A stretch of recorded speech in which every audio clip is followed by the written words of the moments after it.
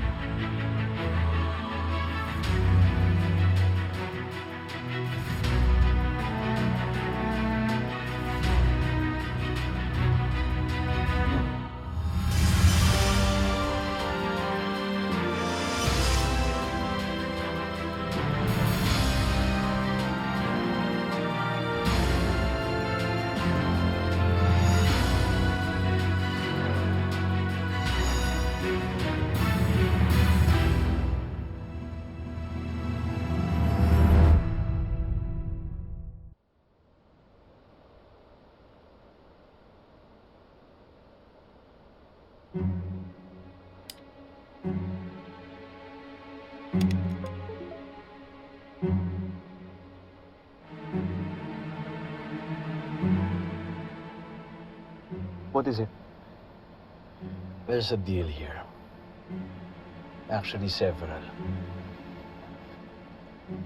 Binenta ni Paolo na paluging lamang units ng menagerie man. What? Bakit niya ginawa yun? Umaasa siya sa magiging referrals ng pagbebenta niya. Umaasa siyang mabibenta niya ang natita ng projects sa original price. Sobrang risky, but clever. What's the problem with that? Hindi to aprobado ng board. Sariling diskarte niya ang lahat ng to. You're planning to bring this out today. I will expose it.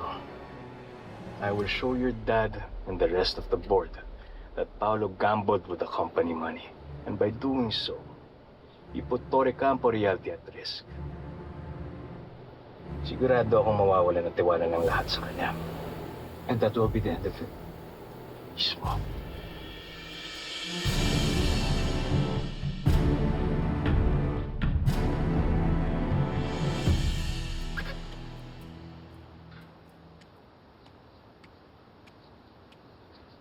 Dad, you asked to see me? I know what you did. What exactly are you referring to? Adrian told me about the undisclosed discounts na binigay mo kay Mrs. Sutherland and several others. Dad, it was a calculated sales move to secure high-value buyers. Calculated?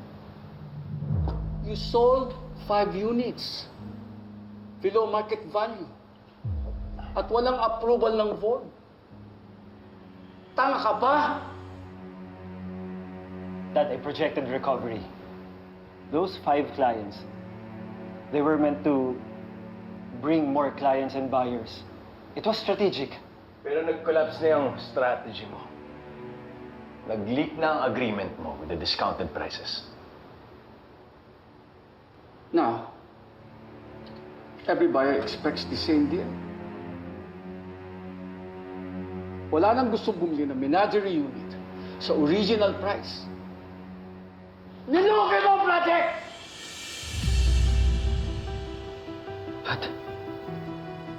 Dad, that was confidential. Hindi dapat lumabas yun. How did it get out?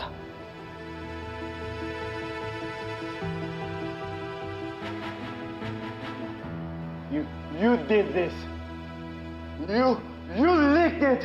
Wala akong alam sa sinasabi mo. Sinabutahin mo ko. Hayop ka! Wala akong alam sa sinasabi mo! Huwag mong isisi sa ibang kapalpakan mo. Get out! Out!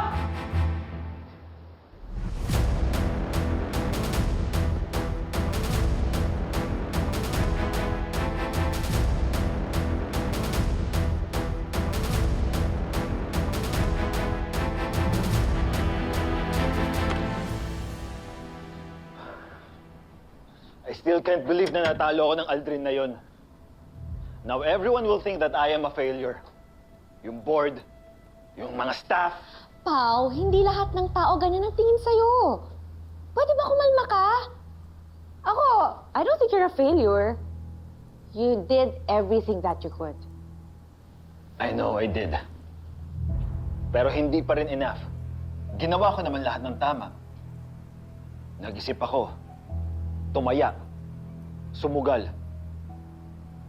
Pero sa isang galaw lang ng Aldrin na yon, tapos yung laban. Pwede ba? Huminga ka muna. Ako nang bahala sa'yo. Para mawala yung pagka-bad trip mo.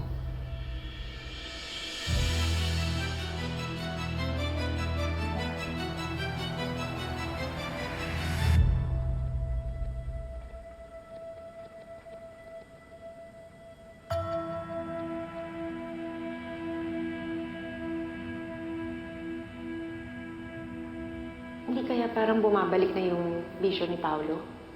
Baka nambababae na naman yung asawa mo? Sa panahon ngayon, hindi sapat na may ebidensya ka, anak. Maging mas mautang ka sa kanya.